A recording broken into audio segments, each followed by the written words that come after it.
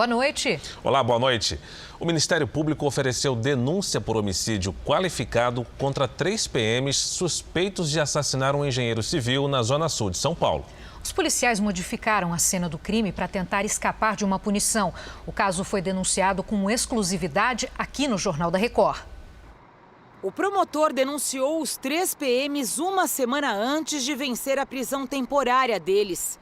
Para o Ministério Público, os policiais Cristiano Procópio Magalhães, Dimas dos Santos Silva e Alex Borges dos Santos devem ser julgados por homicídio triplamente qualificado por motivo torpe, empregando meio cruel e recurso que dificultou a defesa da vítima. O engenheiro civil Vinícius de Oliveira foi morto no dia 11 de julho. Ele voltava para casa neste carro cinza quando foi perseguido pelos 3 policiais numa viatura e atingido por um tiro. A vítima abriu a porta do carro e caiu ferida no chão. 2 PMs pegaram o homem e o colocaram no banco traseiro. Um policial assumiu a direção do carro e foi seguido pela viatura. Minutos depois, uma câmera de vigilância registrou a viatura já à frente do veículo. Eles seguiram até esta rua sem saída de um bairro na periferia, na Zona Sul de São Paulo. Ali, de acordo com a investigação, os policiais forjaram um confronto com Vinícius para tentar encobrir o assassinato. Segundo o Ministério Público, o engenheiro civil teve um desentendimento anterior com um dos PMs envolvidos no assassinato. Os policiais perseguiram Vinícius na noite do crime e dispararam mais de uma vez contra o carro que ele dirigia. Um dos tiros atingiu as costas da vítima. A defesa dos policiais nega o crime. Os policiais não o conheciam, ao contrário, o que ocorreu foi que o indivíduo se evadiu da abordagem da polícia, iniciou-se uma perseguição policial, um acompanhamento policial, o indivíduo estava na prática criminosa, estava portando armas conforme elementos dos próprios autos. Então, ao longo do processo, a defesa vai demonstrar a legitimidade da ação dos policiais. Um 4º policial militar que estava fora de serviço foi numa moto até a Rua da Abordagem e jogou areia no asfalto para apagar as manchas de sangue da vítima. Em depoimento, Tiago Vieira da Silva disse que um dos sargentos telefonou e pediu para ele ir até o batalhão da PM pegar um saco de areia para encobrir o sangue. O Ministério Público denunciou Tiago por fraude processual e pediu a prisão preventiva dos outros 3 policiais. Por telefone, a família de Vinícius disse que não sabe o motivo do desentendimento dele com os PMs. A gente sabe que nada vai trazer a vida dele de volta, mas pelo menos a justiça está sendo feita e a gente espera que tudo ocorra dentro dos conformes para que não volte a acontecer com outras famílias e que mais ninguém passe pelo que a gente está passando. Veja agora outros destaques do dia. Presidente Bolsonaro participa de passeio de moto em Santa Catarina e volta a defender o voto impresso. Em rede social, o presidente da Câmara fala sobre a separação dos poderes. Ministro da Saúde confirma a testagem em massa para setembro.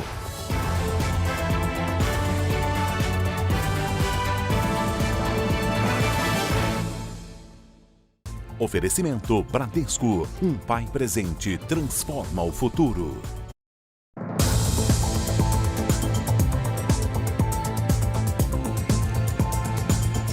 Uma pesquisa revela que 3 em cada 10 salões de beleza no Brasil estudam fechar as portas por causa das perdas na pandemia.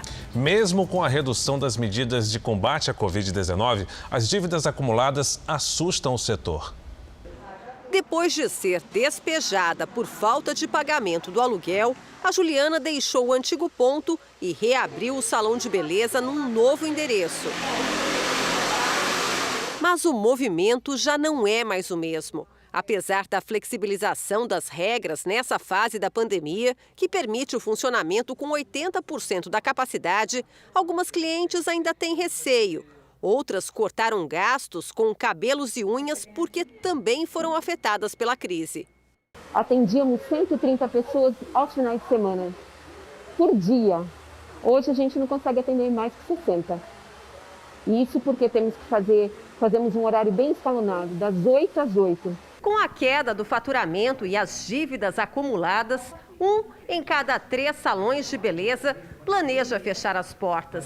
Durante a pandemia, 60% dos cabeleireiros, manicures e outros profissionais da beleza passaram a atender os clientes em casa, por conta própria, sem qualquer vínculo com os salões. Uma pesquisa da Associação Brasileira de Salões de Beleza, em parceria com o Sebrae, mostra que 60% dos estabelecimentos estão com impostos atrasados, 32% acumulam dívidas com aluguel e 24% não estão em dia com as parcelas de empréstimos e pagamento de fornecedores. Nós fomos o primeiro setor a ter as atividades interrompidas, né?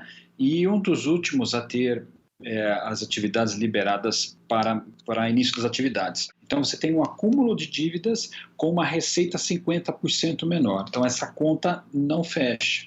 A Juliana não quer fechar o salão, nem mudar de área. Por isso, cortou gastos e se reinventou.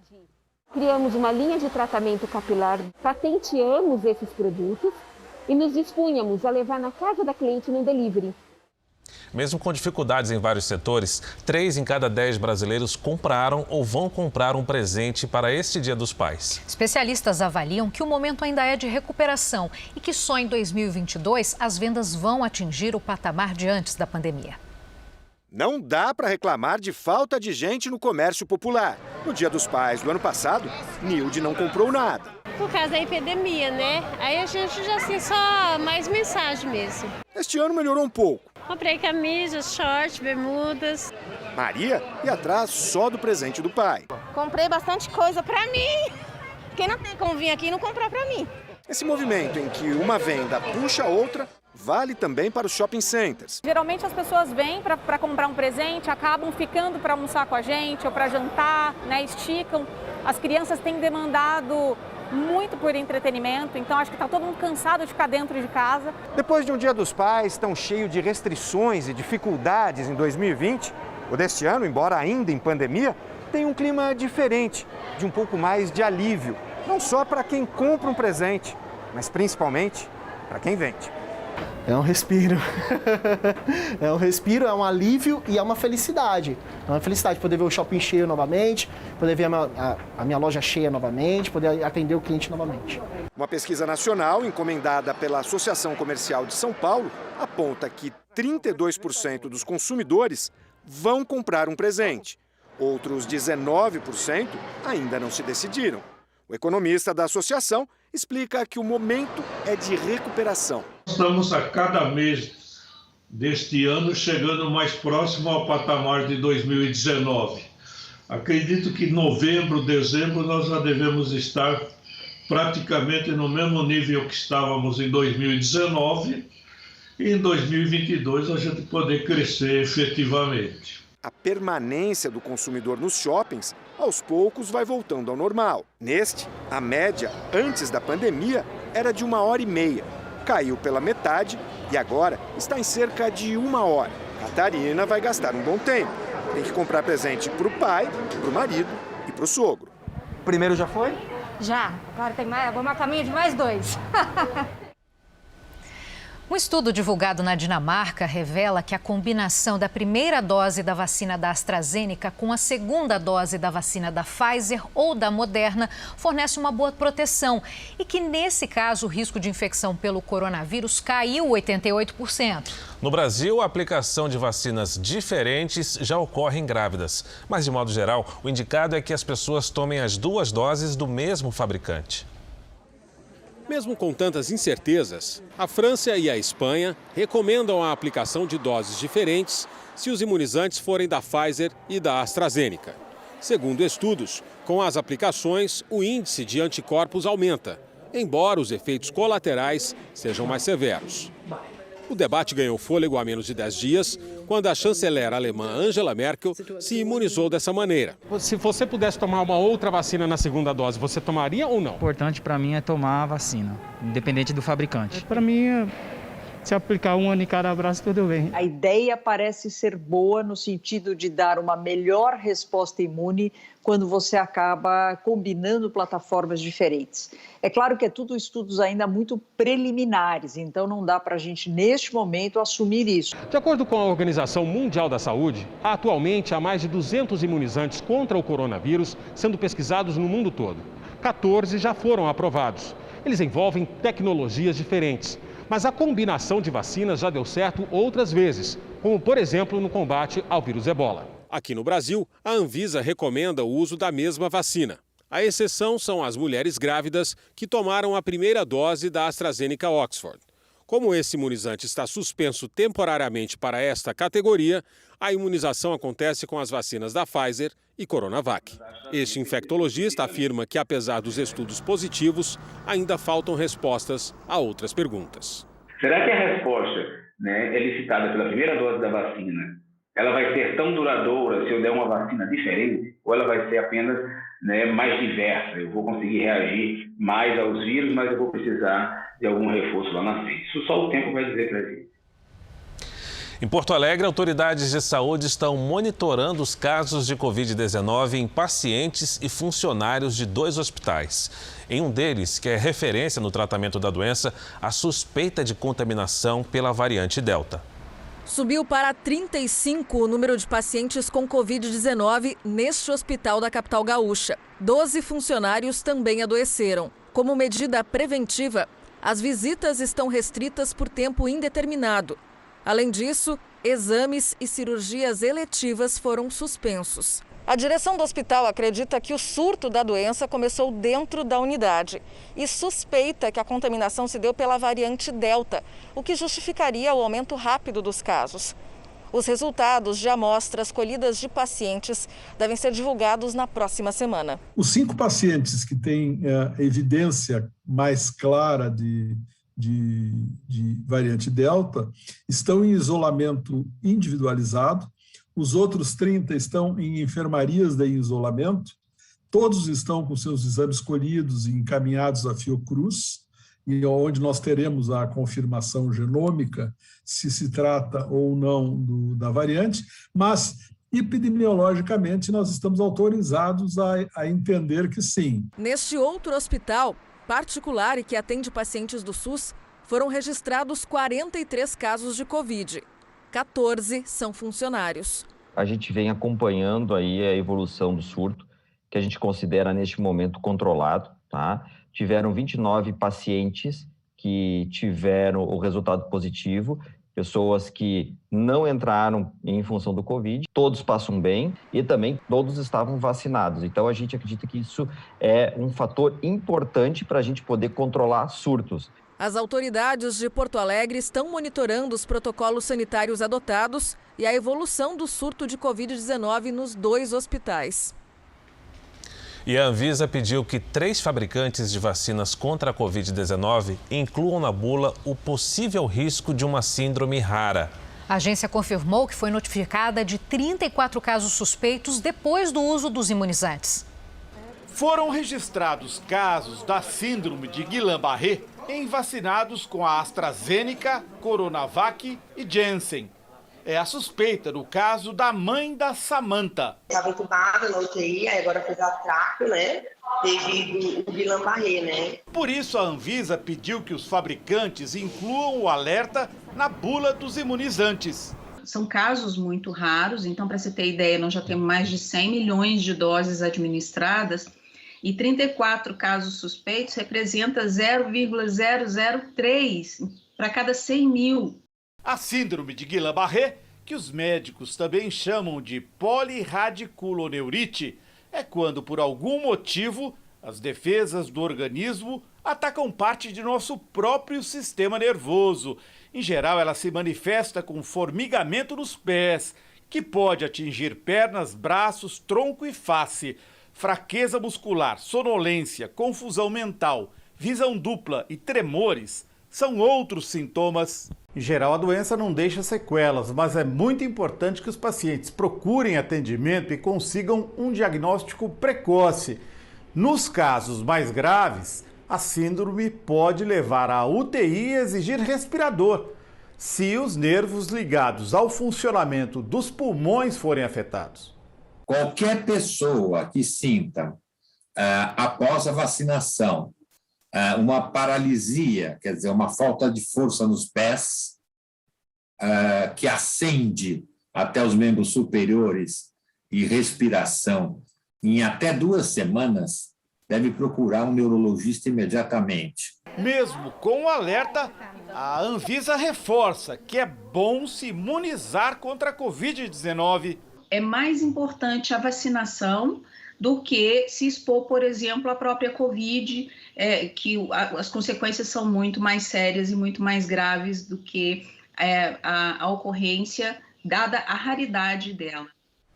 E vamos aos números de hoje da pandemia. Segundo o Ministério da Saúde, o país tem mais de 20.151.000 casos da Covid-19. São 562.752 mortos. Foram 990 registros de mortes nas últimas 24 horas. Também entre ontem e hoje, 21.000 pessoas se recuperaram. No total, já são 18.889.000 recuperados e 694.000 continuam em acompanhamento médico. As experiências de idosos que vivem em um asilo inspiraram alunos de uma escola em Niterói, no Rio de Janeiro.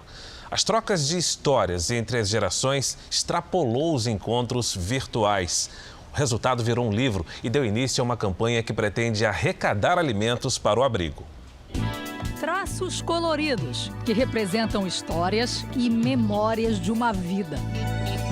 Contadas a quem mais gosta de explorar a imaginação. O desenho do Eduardo, de 7 anos, ilustra uma parte da vida da Dona Marisa, de 85 anos. A ideia faz parte de uma homenagem feita por uma escola de inglês que decidiu unir diferentes gerações. De um lado, idosos que moram em um asilo em Niterói, na região metropolitana do Rio.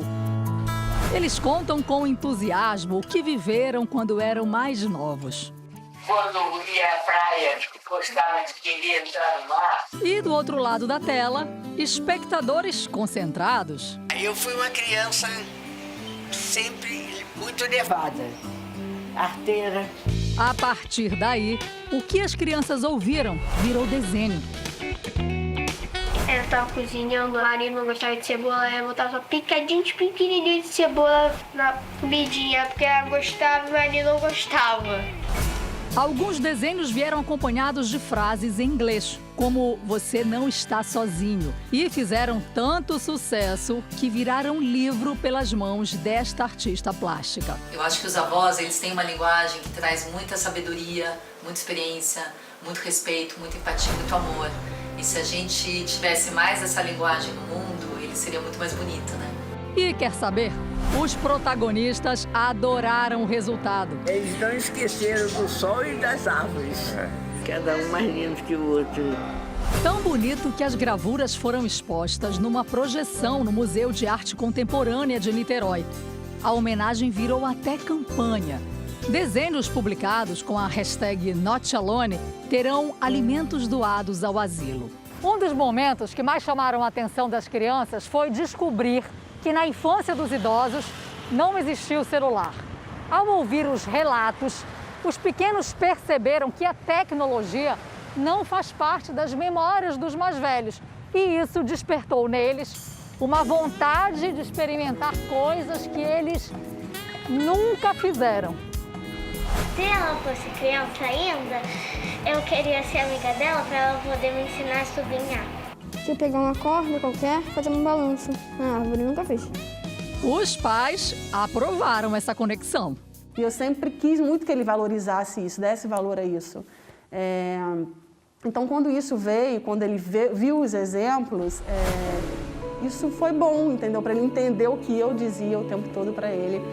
Se de um lado as crianças foram presenteadas com a sabedoria dos mais velhos... Jogue futebol, brinque de roda. Isso é uma coisa que eles vão fazer disso, abordar.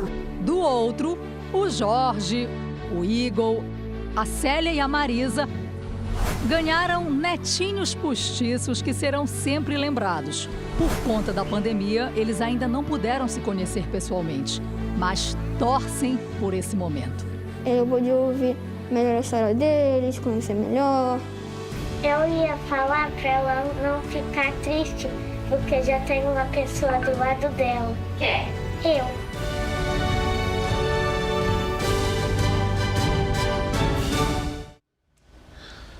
O desmatamento da Mata Atlântica cresceu em 10 estados. Em São Paulo e no Espírito Santo, o índice passa de 400%.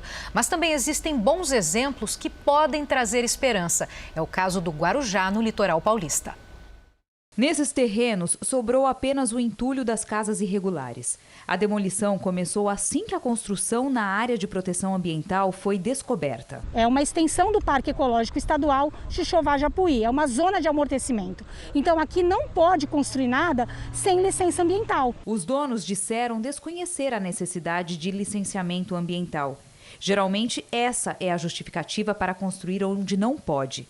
Essas fotos aéreas mostram um outro ponto de Guarujá, no litoral paulista, a poucos metros de um rio, onde casas também tiveram que ser demolidas. Nós sabemos que a cidade é uma cidade turística, ela precisa crescer, mas quando você tem, por exemplo, mais atrativos embasados no ecoturismo do que em grandes construções, nós conseguimos conciliar a proteção ambiental com o desenvolvimento econômico. Esse é um bairro residencial de Guarujá, perto da praia. Tem amplas casas, até mansões. Grudado nele fica uma área de preservação permanente. A partir desse muro, não pode construir nada. Não precisa nem se afastar muito do bairro. Apenas alguns passos para chegar aqui nessa área de mata completamente fechada e preservada. Aqui tem até uma bica de nascente. E a água é potável. Vim pegar essa água maravilhosa, essa água potável que, vou falar, não tem igual. Aqui é a riqueza do Guarujá. Hoje, mais da metade do município faz parte de área de proteção ambiental. E há 15 anos não há perda de vegetação nativa. Resultado bem diferente do que vem acontecendo no país. No ano passado, o desmatamento da Mata Atlântica se intensificou em 10 estados. No total, mais de 130 quilômetros quadrados de vegetação foram perdidos. No Rio de Janeiro e em Mato Grosso do Sul, o aumento foi de mais de 100%. Em São Paulo e no Espírito Santo, ele passou de 400%. Existem duas causas principais para o desmatamento da Mata Atlântica no Brasil. Uma delas é a expansão da agricultura e da pecuária, onde a gente derruba as florestas para novos plantios. Como segunda grande causa do desmatamento, a expansão urbana, a especulação imobiliária em volta das grandes metrópoles e cidades da Mata Atlântica e também na região litorânea, onde a gente tem um crescimento do turismo. Agora os destaques internacionais. Na Grécia, 2 pessoas morreram por causa dos incêndios florestais que já duram 5 dias. Moradores e turistas tiveram que ser retirados de balsa da ilha de Evia, a leste de Atenas. Cerca de 1.500 bombeiros trabalham para combater mais de 100 focos de incêndios em toda a Grécia, que sofre com a onda de calor considerada a mais longa dos últimos 30 anos. Outros países, como Suíça, França e Israel, ajudam no combate às chamas. A Turquia também sofre com os piores incêndios das últimas décadas. Mais da metade das províncias turcas foram afetadas. Pelo menos 10 pessoas morreram. Pelo 4º fim de semana seguido, houve protestos na França contra o passe sanitário aprovado pelo governo.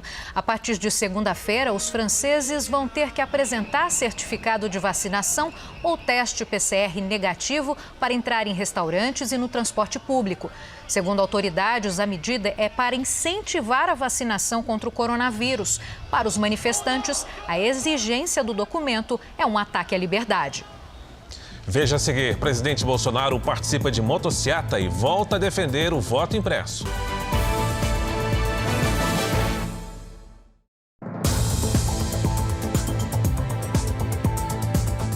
Jair Bolsonaro participou de uma motociata neste sábado, desta vez em Florianópolis. Após o passeio, o presidente voltou a defender o voto impresso nas próximas eleições. Os motociclistas se reuniram desde cedo em Florianópolis. Alguns vieram até de outros estados. O presidente chegou à concentração na caçamba de uma caminhonete. Depois subiu numa moto e partiu à frente dos apoiadores. Os motociclistas passaram pelo centro da cidade e seguiram em direção às praias do norte da ilha. Segundo a Polícia Militar, 25 mil motos participaram do evento. Lanchas e motos aquáticas também fizeram parte da manifestação. Um grande aparato foi montado para garantir a segurança do presidente. Helicópteros acompanharam todo o trajeto. As principais avenidas da cidade foram fechadas para a passagem das motocicletas. O passeio de moto terminou pouco depois do meio-dia aqui na região continental da cidade, onde um grupo de apoiadores já aguardava a chegada do presidente. Bolsonaro se aproximou do público, cumprimentou as pessoas e posou para fotos. Em seguida, em cima de um carro de som, o presidente fez críticas aos partidos de esquerda. É fácil ser comunista num país livre. Eu quero ver ser livre num país comunista. Bolsonaro voltou a defender o voto impresso. Não vai ser 1 ou 2 ministros do Supremo Tribunal Federal que vão decidir o destino de uma nação. Há mais de um ano eu venho advertindo que temos que ter eleições limpas no Brasil. E quem não quer eleições limpas e pública de votos, pode ser tudo, mas não é democrata. E quem não é democrata não tem espaço no nosso Brasil. E encerrou com um alerta. Eu tenho limites. Alguns outros, poucos, acham que são dono do mundo. Vão quebrar a cara. A proposta do voto impresso, derrotada por ampla maioria em uma comissão especial da Câmara, ganhou sobrevida e vai ser votada pelo plenário. O projeto precisa ser aprovado em tempo recorde para que possa valer nas próximas eleições. Durante a semana em que os ânimos ficaram acirrados entre o presidente Jair Bolsonaro e ministros do Supremo Tribunal Federal sobre a questão do voto impresso, o presidente da Câmara, Arthur Lira, usou as redes sociais para destacar a importância da separação dos poderes. Já na segunda-feira, os líderes da Câmara podem decidir quando a PEC do voto impresso irá ao plenário. A proposta foi derrotada na comissão especial que analisava o tema, que recomendou o arquivamento. Mesmo assim, o presidente Arthur Lira decidiu ontem que o texto será votado por todos os deputados. Para quem fala que a democracia está em risco, não há nada mais livre, amplo e representativo que deixar o plenário manifestar-se. Só assim teremos uma decisão inquestionável e suprema, porque o plenário é a nossa alçada máxima de decisão, a expressão da democracia, e vamos deixá-lo decidir. A volta do voto impresso tem sido defendida pelo presidente Jair Bolsonaro, que aponta para a possibilidade de fraudes e falhas no sistema das urnas eletrônicas. Normalmente, quando uma proposta não passa em uma comissão, ela nem chega ao plenário. Mas a decisão de Arthur Lira é prevista no regimento interno da Casa. Como se trata de uma mudança na Constituição, a PEC precisa de um número maior de votos para ser aprovada. São necessários 308 votos dos 513 deputados em 2 turnos. Se passar na Câmara, o texto vai para o Senado. E tudo isso teria que ser votado até outubro, um ano antes das próximas eleições. Presidentes de vários partidos já se manifestaram contra a volta do voto impresso. O vice-presidente da Câmara defende que a matéria seja votada já na próxima terça-feira. Para que o povo brasileiro, pelos seus legítimos representantes, deputados e deputadas, possam reafirmar o seu compromisso no sistema eletrônico de votação, tirar essa pauta da frente, para que a Câmara possa se concentrar no que importa para o Brasil. Cuba enfrenta o pico da Covid-19 no país e sofre com a falta de insumos básicos como remédios para baixar febre e até seringas. Segundo a Universidade de Oxford, Cuba registrou mais de 807 mil casos de Covid-19 para cada 1 milhão de habitantes. É a maior taxa de contaminação nas 3 Américas.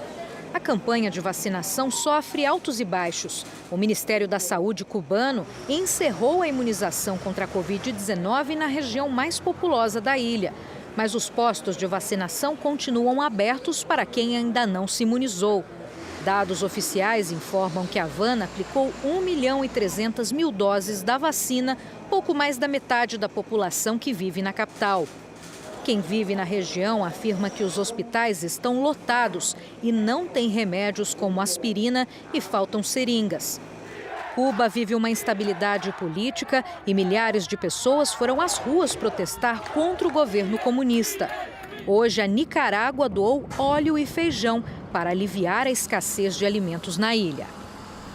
Sábado de tempo firme e bem seco na maior parte do Brasil. Só choveu nas regiões norte e nordeste. Vamos saber com a Mariana Bispo como fica o tempo neste domingo, Dia dos Pais. Boa noite, Mari. Olá, Giovana, Fara, boa noite para vocês. Os próximos dias vão ser bem parecidos, viu? Com sol e temperaturas em alta. Hoje, até tivemos nuvens no centro-sul. Amanhã, gente, nem isso. A previsão é de céu limpinho e em algumas cidades dá até para falar em calor. Atenção, porque a umidade do ar cai e fica abaixo dos 30% em toda essa região central do país. E como o tempo fica bastante seco, o risco para queimadas aumenta em toda essa área vermelha aqui do mapa. Chuva mesmo só no norte e também no litoral nordestino. Em Porto Alegre, no Rio de Janeiro e em Campo Grande, tempo firme com máximas assim, de 27, 28 e 31 graus. Em João Pessoa, faz 27 graus com chance de chuva. Em Fortaleza, sol e pancadas, máxima de 32 graus. Em Manaus e em Porto Velho, sol com máximas de 32 e 33 graus. Aqui na capital paulista, o calor aumenta nos próximos dias. Notícia boa, né? Amanhã faz 26, na segunda 28, na terça 29 graus. Fara. O Wanderson, da região norte, abre o Tempo Delivery de hoje. Ele é da cidade de Breu Branco, no Pará, Mariana. Oi, Wanderson. Calorão aí em Breu Branco nos próximos dias, hein? Até terça-feira, o tempo fica firme com máximas que podem passar dos 35 graus. A Vanessa quer saber como é que fica o tempo em Itajá, Goiás. Oi, Vanessa. Sol e calor aí na sua cidade também. Máxima amanhã de 33 graus, a mesma na segunda. Na terça, esquenta um pouquinho mais. E para participar do nosso Tempo Delivery é fácil. É só mandar uma mensagem com a hashtag Você no JR nas redes sociais, que a gente responde com certeza. Bom domingo para você, para vocês também. Bom fim de semana, Mariana. Tchau, Obrigada, tchau. Mari. Bom domingo.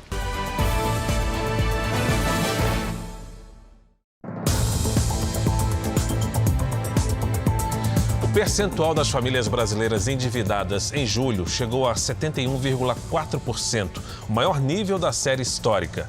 Os dados são da Confederação Nacional do Comércio de Bens, Serviços e Turismo. Uma segunda pesquisa que mede a insegurança financeira na pandemia revela que 8 em cada 10 pessoas têm tomado mais cuidado com os gastos este ano. A renda de Rosélia está 3 vezes menor do que era antes. Compra do mês.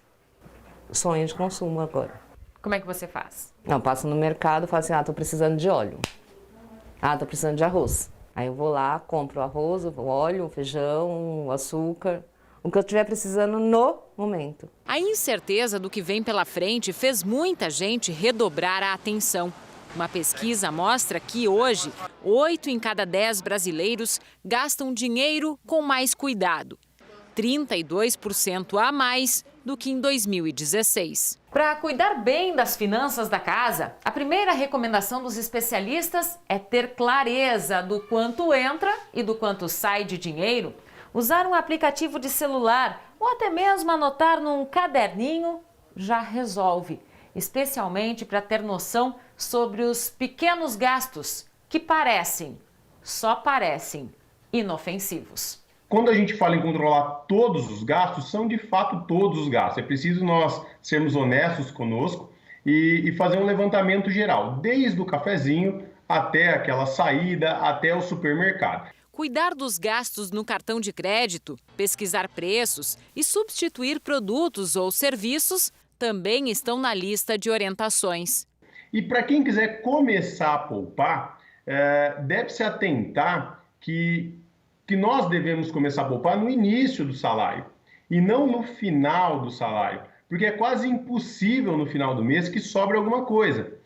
Carlos fez uma economia de 30% ao trocar as refeições em restaurantes pelas caseiras. Que às vezes você quer beber algo a mais, você quer comer uma sobremesa, algo que nem sempre era da sua vontade, mas estava ali próximo de você, era acessível.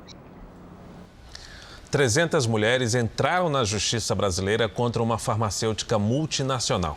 O grupo pede indenização de mais de 180 milhões de reais por causa dos efeitos colaterais de um método contraceptivo.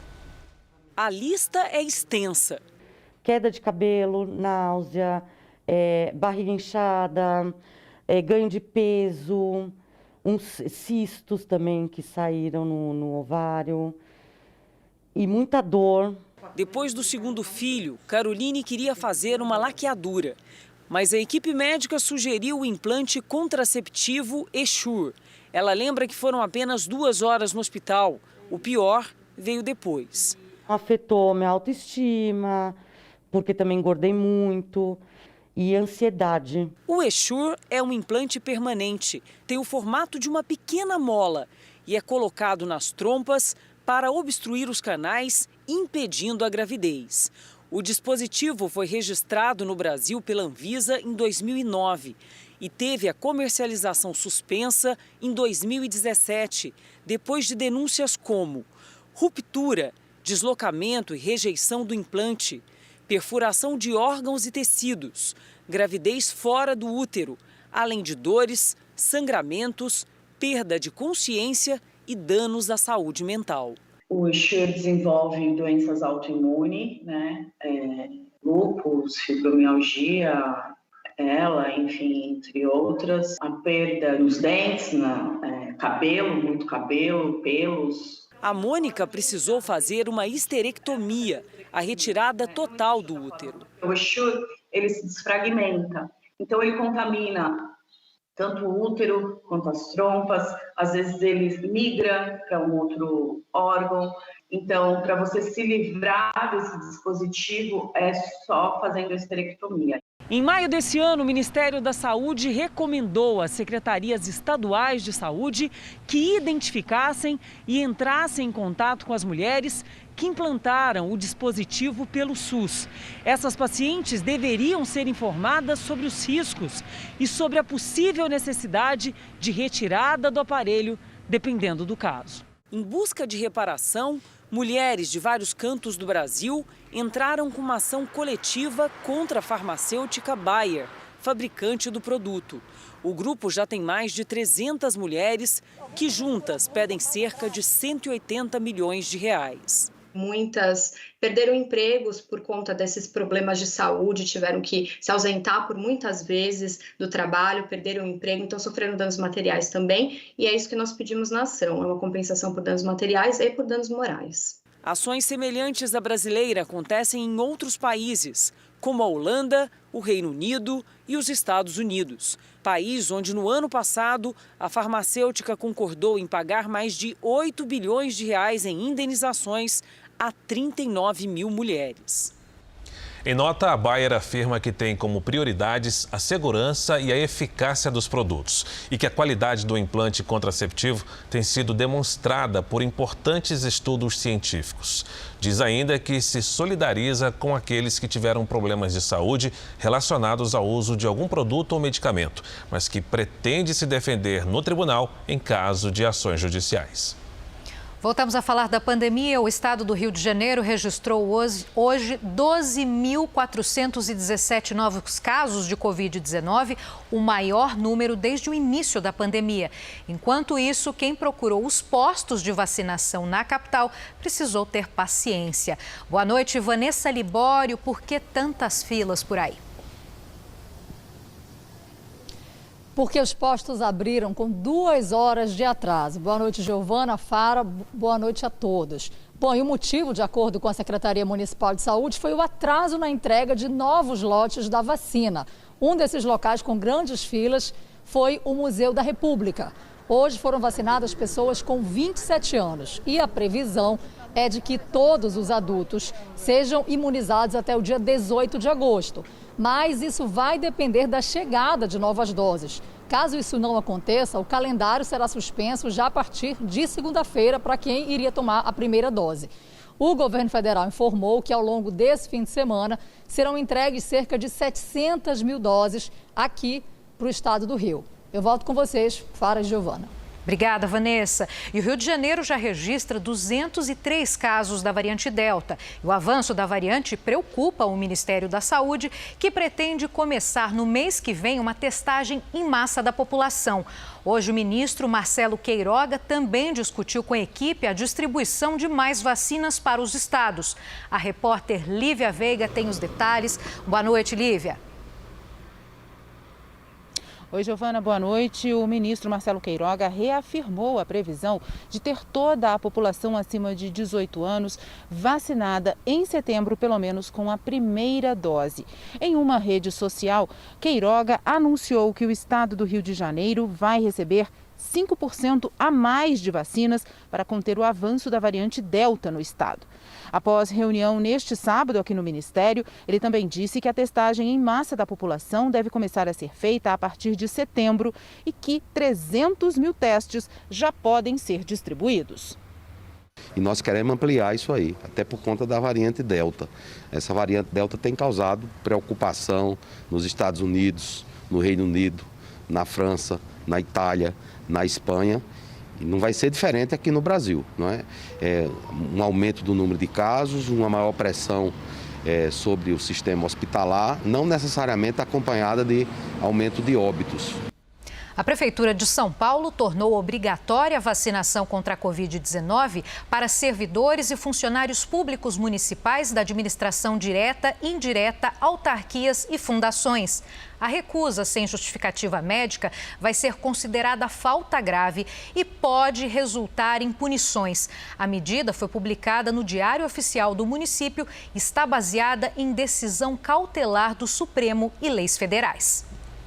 O Jornal da Record traz agora o andamento da vacinação em todo o país. Nas últimas 24 horas, somadas as aplicações da primeira e segunda doses, mais de 1.128.000 pessoas receberam a vacina contra o coronavírus. Hoje, o Brasil tem mais de 106.800.000 pessoas vacinadas com a primeira dose e mais de 45.335.000 completaram a imunização. Na região norte, o Amapá vacinou mais de 318.000 pessoas contra a Covid-19 e quase 37% da população vacinada. Já no Amazonas, praticamente 47% dos moradores foram imunizados. São mais de 1.977.000 pessoas.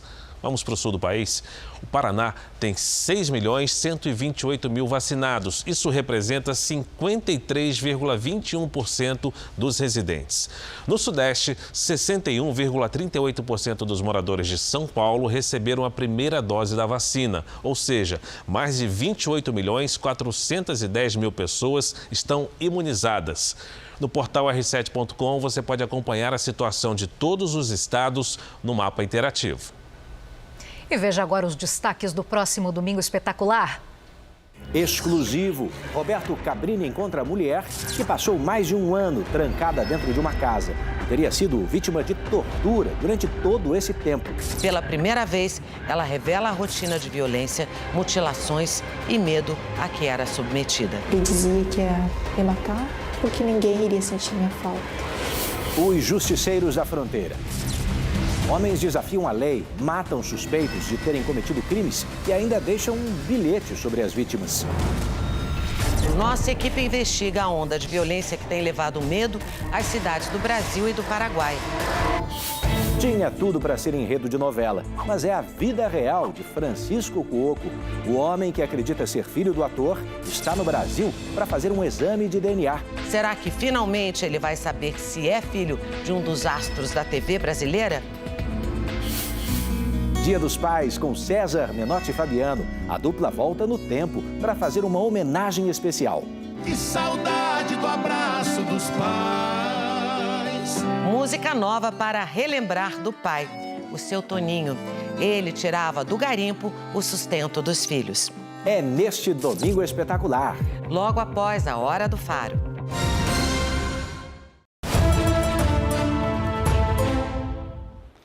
Medalha de prata no skate park aqui em Tóquio, Pedro Barros chegou ao Brasil nesse sábado. E no desembarque ele mostrou a mesma alegria contagiante que a gente viu na pista olímpica do Japão.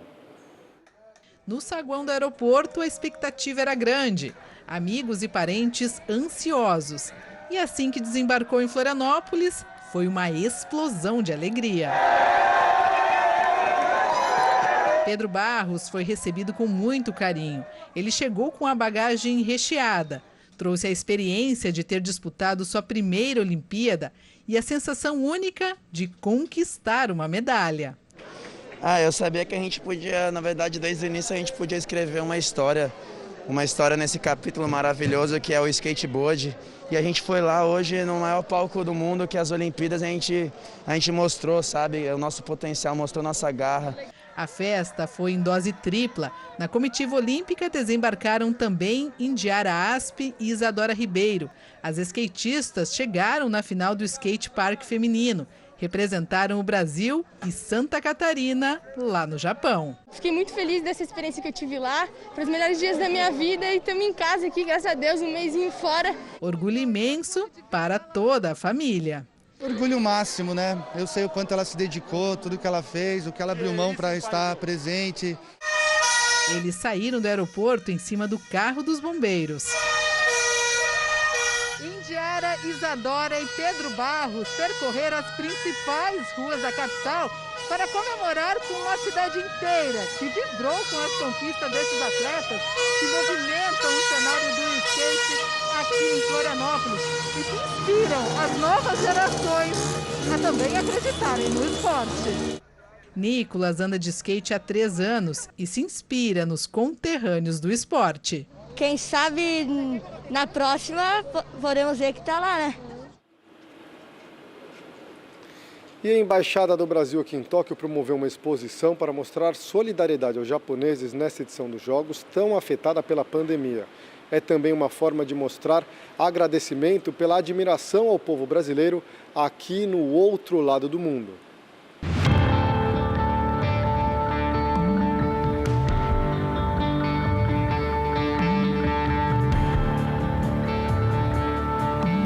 Nas Olimpíadas, as mais diferentes culturas se reúnem e interagem.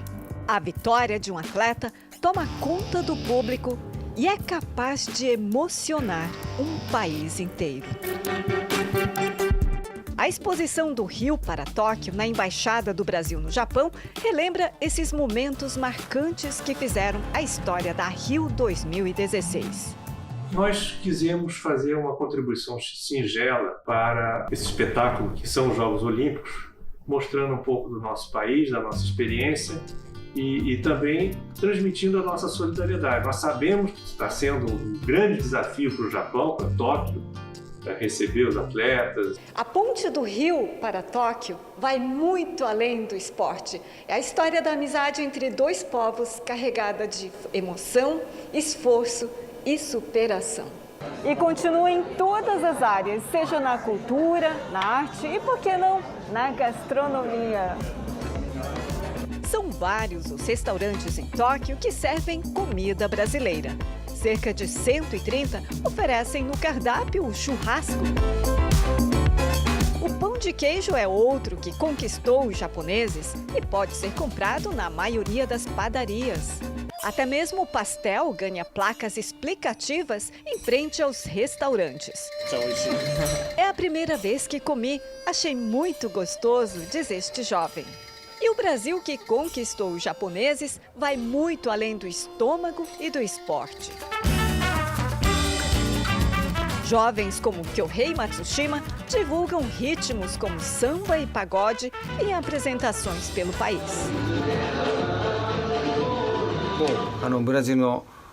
Os japoneses são meio tímidos, então não tem nada mais gostoso do que brasileiros saudando a gente. E eu sou apaixonado pelo samba, confessa ele. E E esse conjunto de ritmo alegre, boa comida e interação no esporte vem conquistando cada vez mais fãs do Brasil desse outro lado do mundo.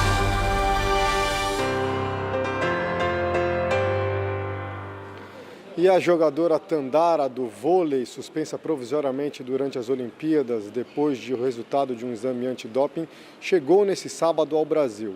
Em vídeo publicado nas redes sociais pelo marido da jogadora, Tandara dá um abraço emocionado na filha. A substância proibida detectada no organismo do atleta é a ostarina, anabolizante que ajuda a regular o metabolismo e pode dar ganho de massa muscular.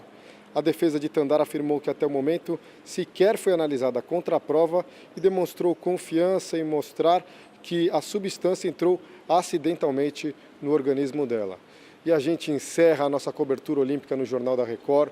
Eu e o cinegrafista Antônio Carlos Barbosa agradecemos você que nos acompanhou durante toda essa jornada, mas ainda tem o último dia de competições nesse domingo, tem a final do boxe com a Bia Ferreira, tem também o vôlei feminino em quadra lutando pelo ouro e tem a maratona, ainda dá tempo de torcer. Muito obrigado, Giovana Fara. Arigatou gozaimasu. Obrigada, André. Domo arigatou, André. Vamos ver como é que está o quadro de medalhas? A China lidera com 38 ouros, 31 pratas e 18 de bronze. Na vice-liderança, os Estados Unidos se aproximaram com 36 ouros, 39 pratas e 33 de bronze. Em terceiro, o Japão, país sede, com 27 ouros, 12 pratas e 17 de bronze. O Brasil subiu para o 12º lugar com 7 ouros, 4 pratas e 8 de bronze, 19 no total. E com as medalhas já garantidas no vôlei e boxe feminino, o Brasil vai chegar a 21, recorde absoluto do país na história das Olimpíadas. O Jornal da Record termina aqui. A edição de hoje na íntegra e também a nossa versão em podcast estão no Play Plus e em todas as nossas plataformas digitais. Fique agora com os melhores momentos da novela Gênesis. Muita saúde para os papais e uma boa noite para você. Excelente noite para você.